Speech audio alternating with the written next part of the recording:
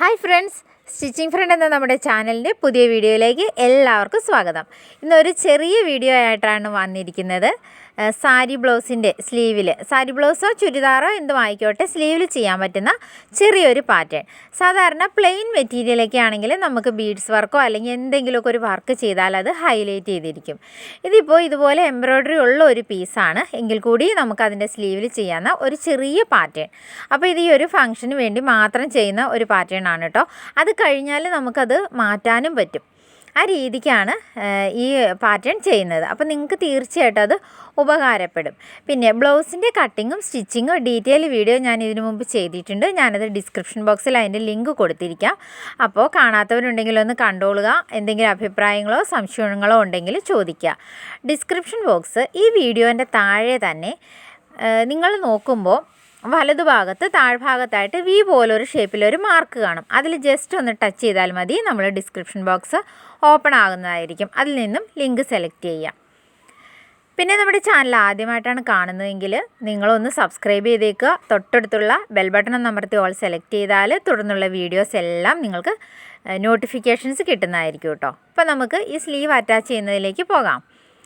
സ്ലീവിൻ്റെ നല്ല ഭാഗവും ഈ ലൈനിങ് മെറ്റീരിയലും കൂടി ചേർത്ത് വെച്ചിട്ട് ഒന്ന് സ്റ്റിച്ച് ചെയ്തെടുക്കുക. സ്റ്റിച്ച് ചെയ്തത് ഉള്ളിലേക്ക് മറയ്ക്കാനുള്ളതാണ്. ഞാനിതിൻ്റെ ഈ സൈഡ് ഭാഗം ഒന്നും കട്ട് ചെയ്യുന്നില്ല കേട്ടോ. കാരണം സ്ലീവിന് അല്പം വീതി കൂട്ടേണ്ടി വന്നാൽ, സ്ലീവ് അറ്റാച്ച് ചെയ്യുമ്പോൾ വന്നാൽ അവിടെ സ്ട്രെയിറ്റ് ആയിട്ടൊരു പീസ് പിടിപ്പിക്കാൻ വേണ്ടിയാണ്. അതിൻ്റെയൊക്കെ ആ ഒരു ഡീറ്റെയിൽ വീഡിയോ ഞാൻ ഇട്ടിട്ടുണ്ട് സാരി ബ്ലൗസിൻ്റെ സ്റ്റിച്ചിങ്ങിൽ. അപ്പോൾ നമ്മളിതിൻ്റെ താഴ്ഭാഗം ഒന്ന് സ്റ്റിച്ച് ചെയ്ത് കൊടുക്കുക. കണ്ടോ, സ്ലീവിൻ്റെ നല്ല വശത്തേക്കാണ് നമ്മൾ ഈ ലൈനിങ് തുണി വെച്ച് കൊടുത്തിരിക്കുന്നത്. എന്നിട്ട് അതിൻ്റെ ആ ബ്ലൗസ് പീസിൻ്റെ തേര് ഭാഗത്തുനിന്നുമാണ് കേട്ടോ ഞാനൊരു 1.25 ഇഞ്ച് വീതിക്ക് ഈ തുണി മുറിച്ചെടുത്തിരിക്കുകയാണ്. അതാദ്യം കട്ട് ചെയ്ത് മാറ്റി വെക്കണം. തേര് ഭാഗത്തുനിന്ന് ബ്ലൗസ് കട്ട് ചെയ്യുന്നതിന് മുമ്പ് മാറ്റി വയ്ക്കാം. ഇപ്പോൾ നമ്മളതിൻ്റെ ആ നല്ല ഭാഗത്ത് ഈ ലൈനിങ് അറ്റാച്ച് ചെയ്തിട്ടുണ്ട്. ഇനി ഇതുപോലെ വെച്ചിട്ട് ഇങ്ങനെ ഒന്ന് പതിച്ച് സ്റ്റിച്ച് ചെയ്യുക. ഈ നല്ല തുണിയുടെ തയ്യൽ തുമ്പോട് കൂടി ഒന്ന് പതിച്ച് സ്റ്റിച്ച് ചെയ്യുക.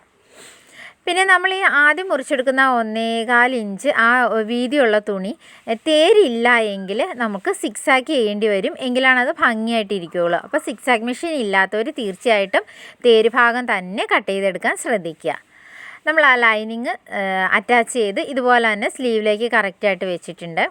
ഇനി ഈ ഒരു ഭാഗത്താണ് നമ്മൾ ഈ ഒരു പീസ് വെച്ച് കൊടുക്കാൻ പോകുന്നത്. അപ്പോൾ ആദ്യമായിട്ട് അതിൻ്റെ തയ്യൽ തുമ്പ് ഇതുപോലെ ഒന്ന് മടക്കി സ്റ്റിച്ച് ചെയ്തെടുക്കണം കേട്ടോ. അങ്ങനെ സ്റ്റിച്ച് ചെയ്തെടുത്ത ശേഷം നമ്മൾ ചെറിയ ഫ്രിൽസ് ഇട്ട് കൊടുക്കുകയാണ് ചെയ്യുന്നത്. കണ്ടോ, ഇതുപോലെ ചെറിയ ഫ്രില്ലിട്ട് കൊടുക്കുക. ആ ഫ്രില്ലിട്ട് ഒന്ന് സ്റ്റിച്ച് ചെയ്തെടുക്കുക. എല്ലാം ഒരേ രീതിക്ക് തന്നെ നല്ല ഓർഡറിൽ തന്നെ ആ ഒരു ഫ്രില്ല് ചെയ്യാൻ ശ്രമിക്കുക. പിന്നെ നമ്മുടെ താഴെ ഭാഗത്തുള്ള ആ കൈയുടെ റൗണ്ട് ഉണ്ടല്ലോ, ആ റൗണ്ടിൻ്റെ ഒന്ന് മാർക്ക് ചെയ്ത ശേഷം അതിൻ്റെ ഉള്ളിൽ വെച്ച് കൊടുക്കുകയാണെങ്കിൽ നമുക്ക് ഈ ഒരു ആവശ്യം കഴിഞ്ഞ് ഇത് മാറ്റണമെന്നുണ്ടെങ്കിൽ അത് എളുപ്പമായിരിക്കും. അല്ല, സ്ഥിരമായിട്ട് ഇരിക്കണമെങ്കിൽ അങ്ങനെ ചെയ്യാം കേട്ടോ. ഞാനിത് 2 ഓപ്ഷൻ ഉണ്ടെന്ന് പറഞ്ഞു എന്ന് മാത്രമേ ഉള്ളൂ. ഇപ്പോൾ നമ്മളിത് ഇതുപോലെ ഫ്രില്ലിട്ട് എടുത്തുകൊണ്ട് വന്നിട്ടുണ്ട്. ഇനി ഇത് ജസ്റ്റ് സിമ്പിളാണ്. ഇതിൻ്റെ താഴ്ഭാഗത്ത് ഒന്ന് തയ്ച്ചു കൊടുക്കുക. അപ്പോൾ ഞാനത് ഫിനിഷ് ചെയ്തിരിക്കുന്ന ആ ഒരു ബ്ലൗസ് പീസ് എൻ്റെ പിക്ക് ഇതിനകത്ത് ഇടുന്നുണ്ട്.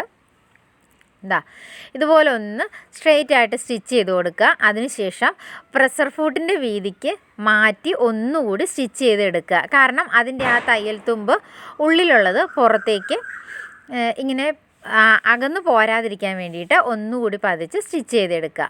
ഇതുപോലെ തന്നെ 2 സ്ലീവും ചെയ്തെടുത്തിട്ട് ബ്ലൗസുമായിട്ട് അറ്റാച്ച് ചെയ്യുക. അപ്പോൾ ആ ബ്ലൗസിൻ്റെ വീഡിയോ ഞാൻ പറഞ്ഞു ഡീറ്റെയിൽ ആയിട്ട് ചെയ്തിട്ടുണ്ട്. അപ്പോൾ നമുക്ക് അതൊന്ന് അറ്റാച്ച് ചെയ്ത് കൊണ്ടുവരാം ബ്ലൗസിലേക്ക്.